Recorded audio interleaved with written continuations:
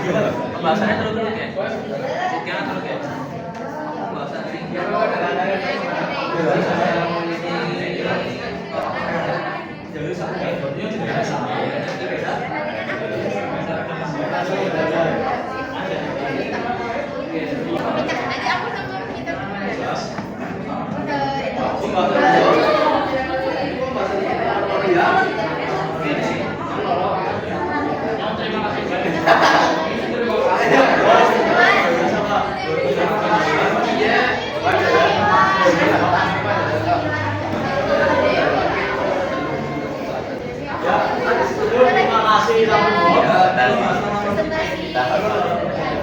Assalamualaikum warahmatullahi wabarakatuh. Waalaikumsalam warahmatullahi wabarakatuh.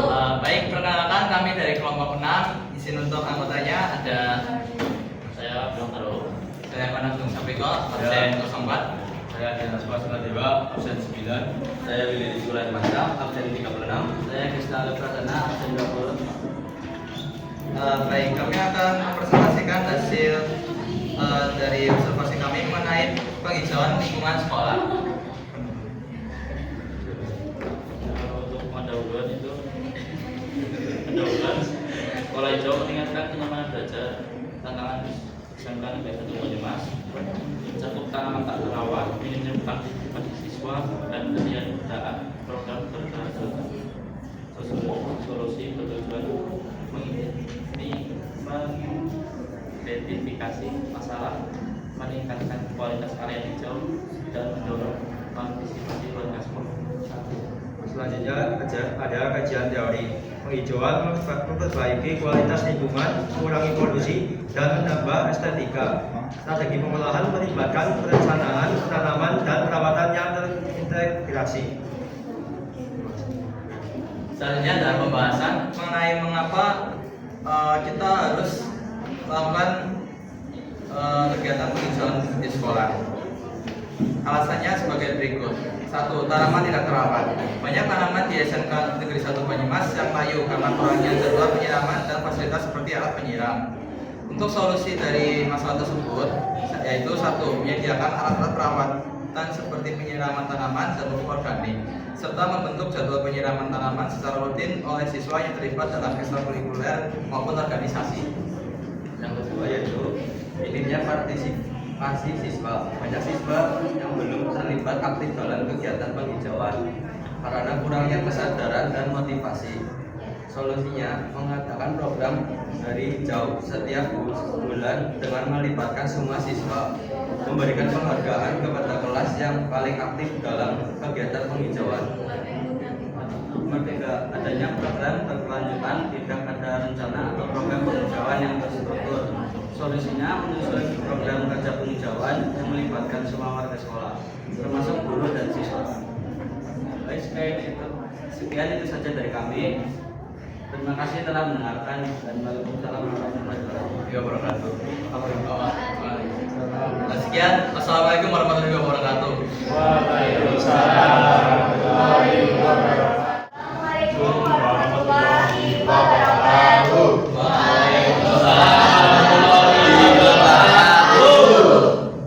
Selamat pagi semuanya. Pagi. Yang terhormat Bapak dan teman-teman yang saya sayangi.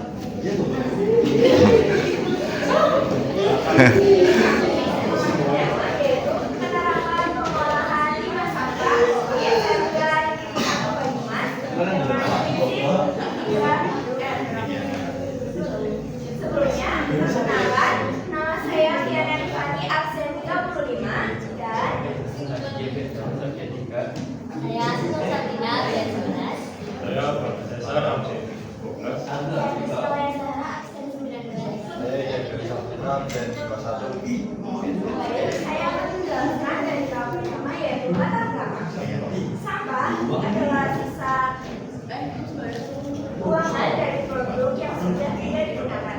Bisa berasal dari kegiatan manusia atau proses alam yang dan dia bisa berupa zat organik atau non organik. Dampak negatif, sampah sampai dirasakan tidak hanya di lingkungan masyarakat itu, tapi juga di lingkungan sekolah, yaitu di lingkungan SMK Negeri 1 Banyumas. Solusi pertama adalah menanamkan cara mengolah sampah pada generasi muda dengan menerapkan prinsip 3R. Diharapkan dengan cara ini generasi muda dapat lebih kreatif dalam mengelola dan mendaur ulang sampah. Perumusan masalah. Yang pertama adalah bagaimana kondisi sampah di lingkungan SMK Negeri 1 Banyumas. Yang kedua, apa saja upaya yang dapat kita lakukan agar terwujudnya pengolahan limbah sampah di SMK Negeri 1 Banyumas. Tujuannya adalah yang pertama, mengetahui keadaan sampah di lingkungan SMK Negeri 1 Banyumas. Yang kedua, mengetahui upaya pengolahan sampah di SMK Negeri 1 Banyumas dengan teknik 3R. Selanjutnya akan dijelaskan oleh Adi. Selanjutnya adalah apa itu sampah?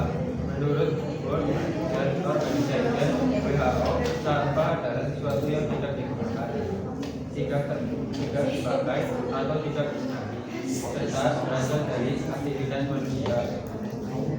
Berdasarkan buku nomor 8 tahun 2008 tentang pengolahan sampah, sampah adalah sisa kegiatan sehari-hari manusia atau proses alam berbentuk padat atau semi padat, berupa zat organik atau anorganik, dan dapat terurai atau tidak dapat terurai. Sampah yang dianggap sudah tidak digunakan dikelola sesuai dengan karakteristik dan kategori jenisnya. Selanjutnya adalah pengolahan sampah, merupakan kegiatan yang dimaksudkan untuk mengurangi jumlah sampah dan di samping memanfaatkan nilai informasi terkandung dalam sampah itu. Ya, selanjutnya ada jenis-jenis sampah. Jadi untuk jenis-jenis sampah ini ada dua. Yang pertama itu sampah organik dan yang kedua sampah anorganik.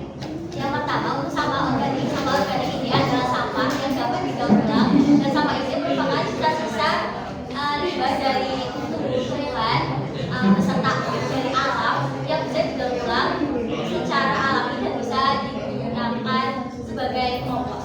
Contohnya ini ada seperti batok kelapa, dedaunan, dan lain-lain. Sedangkan untuk yang kedua ini sampah anorganik. Sampah anorganik ini merupakan limbah sampah yang dimana sampah ini tidak bisa terurai secara alami karena berasal dari bahan sintetik. Nah, untuk sampah ini itu contohnya seperti kantong plastik, kaleng, besi, dan lain-lain. Nah, selanjutnya akan dijelaskan oleh Jenis sampah berdasarkan wujudnya. Pertama, ada sampah padat. Contoh sampah padat, sampah dapur seperti sisa makanan, sayuran, sampah plastik, kayu, dan lainnya. Dengan bentuk yang lunak juga keras termasuk dalam sampah berwujud padat. Dua, sampah cair dapat berupa limbah yang ada dari dapur, bekas cucian, air dari kamar mandi, dan toilet. Ya, selanjutnya ada dampak dari limbah sampah. Jadi selain memiliki manfaat, nantinya di limbah sampah ini juga memiliki dampak. Antara lain dampak negatif. Dampaknya ini ada yang pertama dapat menyebabkan pencemaran tanah, udara, air, gangguan kesehatan, dan SMK. Yang pertama ini pencemaran tanah. Sampah ini bisa mencemari tanah sehingga membuat bisa terjadinya bencana tanah longsor. Sedangkan yang kedua pencemaran air, karena limbah sampah ini bisa mencemari air, jadi contoh bencananya itu seperti banjir. Sedangkan yang ketiga pencemaran udara, contohnya seperti pabrik-pabrik yang mengeluarkan gas-gas udara yang kotor sehingga bisa menyebabkan pencemaran udara yang menyebabkan dari manusia itu bisa terganggu kesehatannya. Nah, yang kelima ini menurunkan estetika keindahan alam ini yang tercipta banyak sekali keindahannya, ada flora, fauna. Tetapi datangnya limbah sampah itu akan mencemari keindahan-keindahan dan menyebabkan lingkungan yang tidak bersih. Selanjutnya kita masuk ke tahap upaya pengolahan sampah dengan 3R. Upaya pengolahan sampah dengan area memiliki 3 langkah, yaitu langkah pertama, 1. Membawa kantong atau tas belanja sendiri ketika berbelanja. 2. Tolak penggunaan kantong atau botol plastik. Dan 3. Menggunakan rantai untuk tempat membeli makanan. Dan ada langkah kedua, yaitu 1. Plastik kresek digunakan untuk tempat sampah. Kaleng atau baskom besar digunakan untuk pot bunga atau tempat sampah. Kemudian ada gelas atau botol plastik untuk pot bibit dan macam-macam tadi. Yang keempat, botol yang dapat diisi ulang atau refill. Selanjutnya ada langkah yang lain, yaitu langkah 3, mengubah sampah menjadi bensin. Melakukan pengolahan sampah organik menjadi kompos. Ketiga, mengubah sampah kertas menjadi lukisan atau mainan miniatur. Manfaat yang diperoleh dari limbah sampah yaitu adalah kalau sampah organik dapat dijadikan kompos untuk menyuburkan tanah dan tanaman serta diolah menjadi pakan hewan, ternak dan biogas. Lalu ada sampah organik dapat didaur ulang untuk menghemat energi, menghasilkan pendapatan ekonomi dan diolah menjadi gas metode. Kesimpulannya adalah pengolahan sampah dilakukan adalah sangat penting karena membuat lingkungan lebih bersih, udara lebih segar, dan pembelajaran lebih nyaman.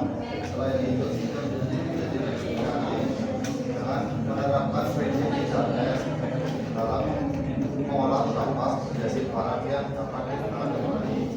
Saran kami menyarankan siswa-siswi SMA untuk berpartisipasi aktif dalam pengolahan sampah organik dan organik, mengubah limbah menjadi nilai ekonomi dan menerapkan prinsip 3R dalam kehidupan sehari-hari untuk dampak positif bagi lingkungan. Baik, apakah kalian sudah paham tentang pengolahan sampah di SMK Negeri 1 Banyumas dengan prinsip 3R? Sudah paham teman-teman?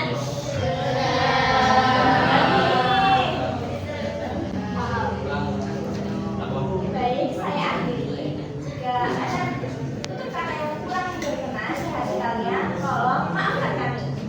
Billahi taufiq wal hidayah. Assalamualaikum warahmatullahi wabarakatuh.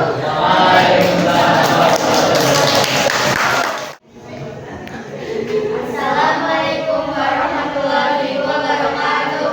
Waalaikumsalam warahmatullahi wabarakatuh. Sebelumnya, perkenalkan nama saya Eci Sardiana India, usia 16. Saya Horizon Sebagian Diania, 13. Saya di Siswa Kreasi yang 30. Saya Ivy Nafiza. Di sini kami akan mempresentasikan hasil observasi kebersihan kelas di SMK Negeri 1 Banyumas. Yang pertama adalah pendahuluan. Latar belakang kebersihan kelas mempengaruhi pada kualitas pembelajaran. Misalnya yaitu kurangnya kesadaran, minim fasilitas, dan kurangnya tanggung jawab. Rumusan masalah: bagaimana kebersihan kelas mempengaruhi KPM? 2. Upaya apa yang dapat dilakukan untuk mengatasi kelas yang tidak bersih? Tujuan untuk meningkatkan kesadaran soal pentingnya kebersihan, menunjukkan tanggung jawab kebersihan, dan menjelaskan dampak kebersihan pada pembelajaran. Yang selanjutnya ada kajian teori, yaitu definisinya kebersihan kelas adalah kondisi bebas kotoran dan limbah, mendukung kesehatan dan pembelajaran. Referensi dari Universal CDC dan penelitian tentang dampak kebersihan terhadap pelajaran. Selanjutnya ada metode penelitian. Jenis penelitian kualitatif deskriptif. Tempat atau waktu SMK Negeri 1 Banyumas tanggal 9 sampai tanggal 7 sampai 9 Januari 2025. Teknik pengumpulan data, observasi, wawancara, dan dokumentasi, analisis data, interpretasi, simulasi dari hasil pengamatan dan wawancara. Selanjutnya masalah utama dari pembahasan ini yaitu banyak sampah di kelas akibat kurang kesadaran dalam menjaga kebersihan. Faktor penyebabnya yaitu kurangnya edukasi kebersihan, minimnya fasilitas alat kebersihan, dan lemahnya pengawasan. Solusi yang ditemukan yaitu pertama, edukasi dan kampanye kebersihan, lalu penyediaan tempat sampah di setiap kelas, dan pengawasan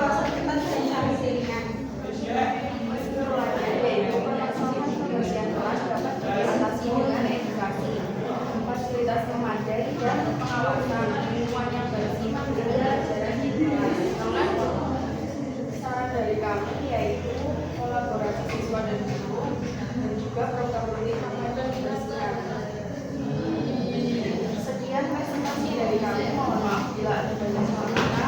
Kami izinkan. Wassalamualaikum warahmatullahi wabarakatuh. Assalamualaikum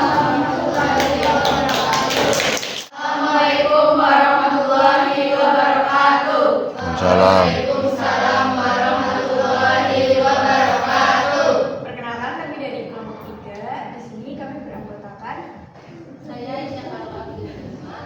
Saya Nasifah Sindri Stefani absen 12. saya Rina Berkati absen 28 dan saya Diana Berkati absen 14. Saya Diana Berkati. Saya Sifani dari absen 33. Di sini kami mengambil tema menanggulangi obesitas melalui pencegahan dalam memilih makanan sehat. Ya, dimulai dari apa? Yang pertama yaitu latar belakang. Latar belakangnya yaitu obesitas menjadi masalah kesehatan global termasuk di Indonesia yang menyebabkan peningkatan risiko penyakit kronis seperti diabetes, hipertensi, menurunkan kualitas hidup, serta menimbulkan beban ekonomi.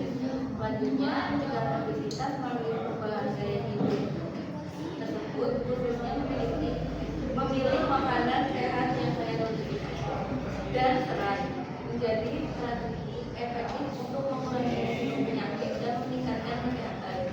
Makalah ini membahas strategi pencegahan obesitas melalui pola makan sehat serta faktor-faktor yang mempengaruhi perilaku makan. Selanjutnya, rumusan masalah. Ada rumusan masalah pada makalah kami, yaitu ada 2 rumusan masalah. Yang pertama, bagaimana cara menanggulangi peningkatan obesitas di kalangan siswa yang disebabkan oleh makanan yang tidak sehat, kurangnya aktivitas fisik, serta rendahnya kesadaran akan pentingnya gaya hidup sehat. Yang kedua, apakah makanan yang berada di kantin dapat membantu pengurangan obesitas atau dapat meningkatkan obesitas pada siswa yang bukan satu prioritas?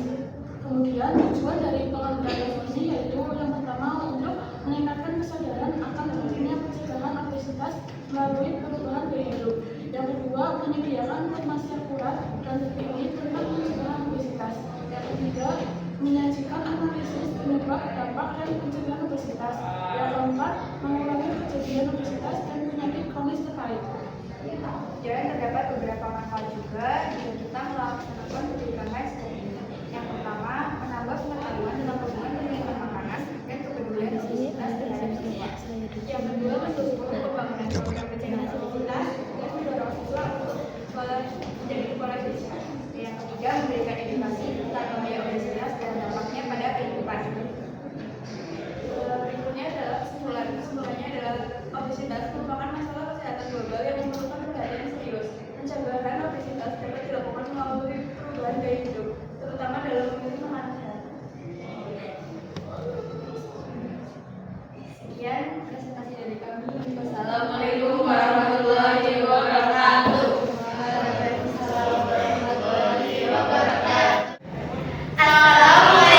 warahmatullahi wabarakatuh. Waalaikumsalam warahmatullahi wabarakatuh. Oke, langsung saja. Sebelumnya perkenalkan kami dari kelompok 2 yang beranggotakan yang pertama Saya Madi Waseganim, absen 17. saya Dua Sofi Alvin Dausi, absen 27. Saya Mita Mutiara Syarif, absen 10. Saya Fitri Muhammad Dani, absen 15. Saya Resna Nurul Aziza, absen 29. Saya Keisha Mira, absen 20.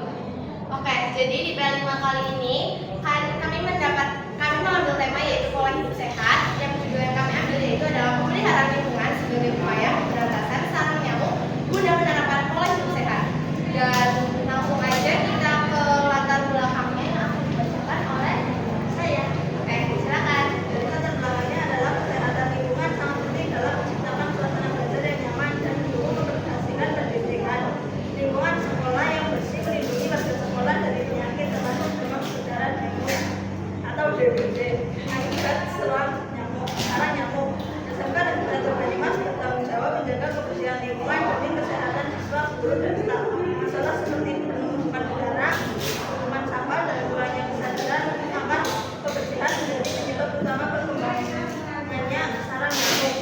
Tambah konsep yang diperlukan seperti rutin pemberantasan sarang nyamuk, PSN, dan pengelolaan sampah plastik melalui bank sampah.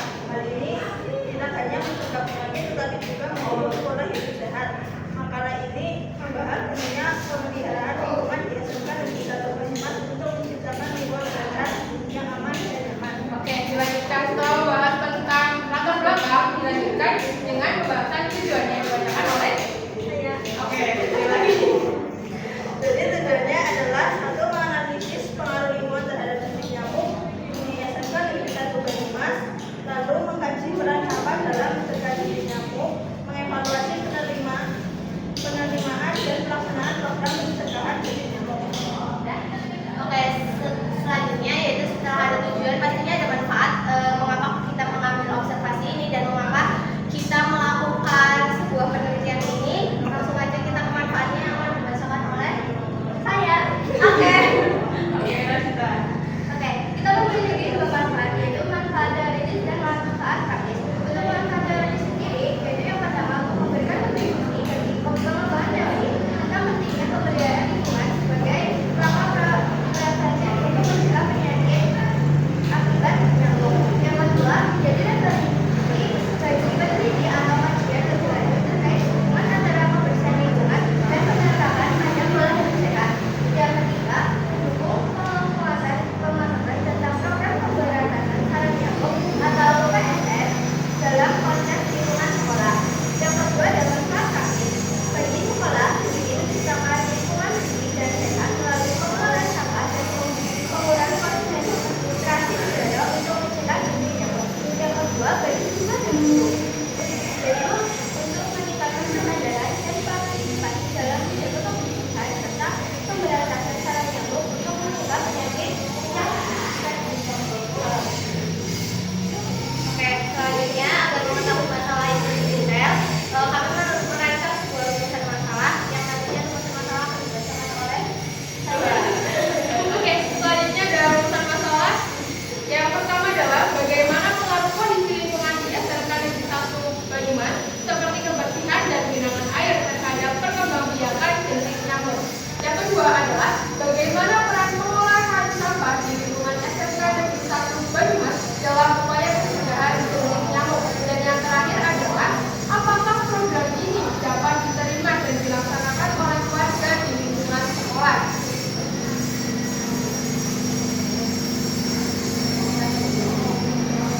Oke, selanjutnya kita akan membahas masalah tersebut yang akan dibacakan oleh Anita. Oke, terima kasih atas waktu yang diberikan. Jadi saya izin membahas rumusan masalah yang tadi. Yang pertama kita bahas yaitu adalah observasi.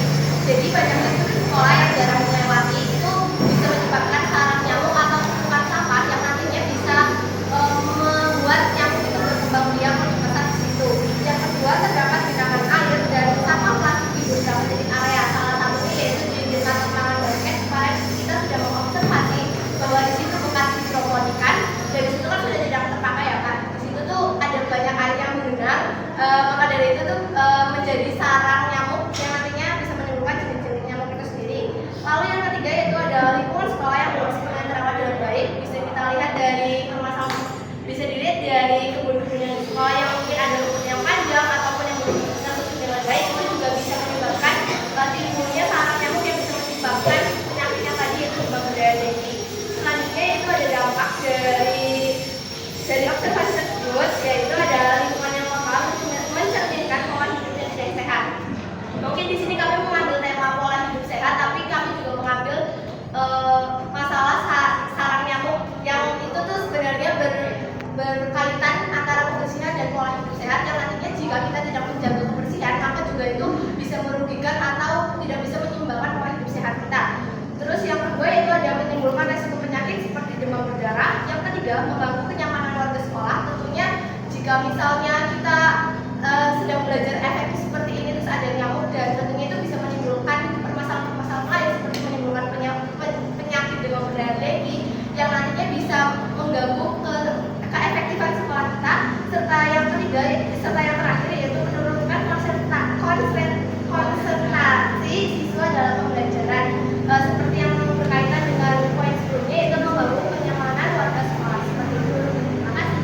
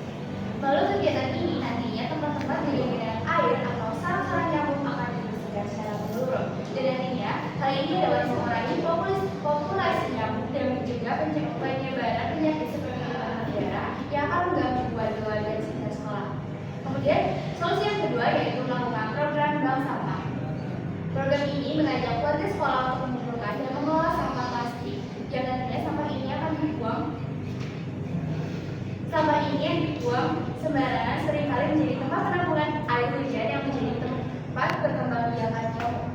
Dengan mengelola sampah plastik dengan baik, resiko terbentuknya kebutuhan air akan berkurang dan menciptakan lingkungan yang bersih dan sehat. Oke. Untuk selanjutnya itu adalah solusi yang ketiga, yaitu adalah kuesioner untuk evaluasi dan peningkatan kesadaran. Nah, jadi kenapa kuesioner ini bisa digunakan? Itu adalah untuk mengetahui sejauh mana kesadaran warga sekolah mengenai pentingnya kebersihan, lingkungan, dan pola hidup sehat. Nah, hasil dari kuesioner ini juga akan membantu untuk mengetahui dan memantau apakah kegiatan PSN dan bank sampah di solusi 1 dan 2 tadi itu akan efektif atau tidak, atau perlu disesuaikan lagi dengan kebutuhan warga sekolah. Nah, dengan pendekatan ini, warga sekolah itu dapat lebih termotivasi untuk sekiranya bisa menjaga kebersihan dan kesehatan lingkungan mereka. Nah, jadi solusi-solusi ini diharapkan dapat langsung mengatasi masalah yang ada seperti nyamuk, genangan air, dan sampah, serta secara tidak langsung itu bisa memperbaiki pola hidup sehat di lingkungan sekolah. Oke, dari hasil makalah kami atau dari hasil observasi kami mengambil kesimpulan bahwasannya lingkungan sekolah itu saat ini belum tertata atau tersusun dengan rapi sehingga masih banyak genangan atau sampah plastik yang menumpuk, dan itu juga bisa menimbulkan penyakit-penyakit yang berbahaya dan mematikan tentunya seperti demam berdarah, dengue ataupun diare yang bisa mengganggu ke aktivitas di sekolah dengan efektif. Dan solusi yang akan diberikan dari kelompok kami yaitu Solusi yang diusulkan yaitu adalah yang pertama adalah seperti yang dijelaskan oleh Kisha tadi. Yang pertama adalah pemberantasan sarang nyamuk atau yang biasa disingkat dengan PSN. Dan yang kedua adalah program bank sampah yang sempat dipaparkan juga oleh kelompok sebelumnya, dan itu akan mendukung program kita juga. Dan untuk mendukung program tersebut, kita juga memberikan kesempatan untuk teman-teman mengisi kuesioner yang diharapkan dapat mengatasi masalah ini. Dengan langkah-langkah tersebut, lingkungan sekolah diharapkan menjadi lebih bersih, nyaman, dan sehat tentunya. Oke, mungkin sekian saja yang dapat kami paparkan, dan tentunya program-program tadi semoga bisa ditindaklanjuti agar lingkungan sekolah ini menjadi aman, nyaman, damai, dan tentram untuk kita semua. Baik, sekian. Bila ada tutur kata yang salah, kami mohon maaf sebesar-besarnya. Wassalamualaikum warahmatullahi wabarakatuh. Assalamualaikum warahmatullahi wabarakatuh. Waalaikumsalam warahmatullahi wabarakatuh. Kami dari kelompok 5 akan mempresentasikan tentang kebijakan kebersihan wastafel dan noda listrik di dinding toilet. Sebelumnya, izinkan kami memperkenalkan diri. Nama saya Dina Nadia Kalasote, absen 23. Nama saya Trian Ningsih, absen 34. Saya Sifat Polda, absen 32. Saya Nabila Putri Renata, absen 25. Saya Nabila 11. Pertama adalah kebersihan lingkungan sekolah sangat penting untuk menciptakan lingkungan yang nyaman dan sehat. Sama mulai dari SMK menghadapi masyarakat dan noda listrik yang membangun kenyamanan dari sifat fasilitas. Ini bertujuan mencari solusi melalui kebijakan kebersihan yang efektif dan berkelanjutan. Selanjutnya ada masalah. Masalah seperti apa yaitu bagaimana kondisi kebersihan toilet di sekolah saat ini, khususnya terkait sampah di wastafel dan baik di dinding, dan bagaimana cara efektif untuk mengatasi siswa agar tidak melakukan tindakan tersebut. Selanjutnya ada tujuan. Jadi tujuan kami meneliti ini yaitu mengetahui kondisi kebersihan toilet di SMK Negeri 1 Banyumas, khususnya terkait sampah di wastafel dan noda listrik di dinding, serta menemukan cara efektif untuk mengedukasi siswa agar tidak membuang sampah sembarangan dan tidak mencoret dinding dengan listrik. Selanjutnya ada pembahasan kebersihan kamar mandi di sekolah. Toilet di SMK Negeri 1 Banyumas masih memprihatinkan. Sampah seperti tisu dan plastik sering ditemukan di wastafel meskipun tong sampah tersedia. Perilaku siswa yang tidak menjaga kebersihan seperti buang sampah sembarangan, tidak menyiram toilet, dan meninggalkan noda listrik di dinding memperburuk kondisi. Edukasi kebersihan sangat diperlukan untuk menciptakan lingkungan belajar yang sehat. Upaya mengatasi kotornya kamar mandi sekolah. Upaya menjaga kebersihan toilet sekolah meliputi membersihkan puting dengan bergaya, menyediakan fasilitas seperti sabun, air, dan tisu. Edukasi siswa tentang pentingnya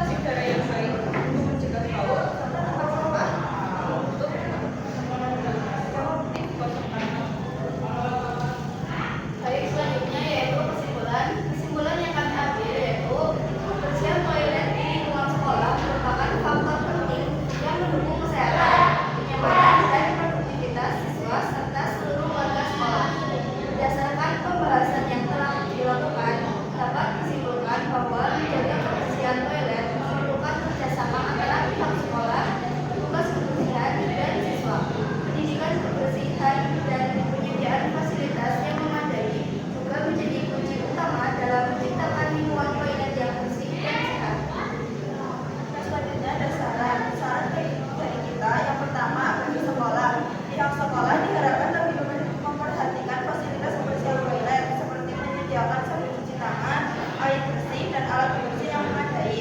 Selain itu,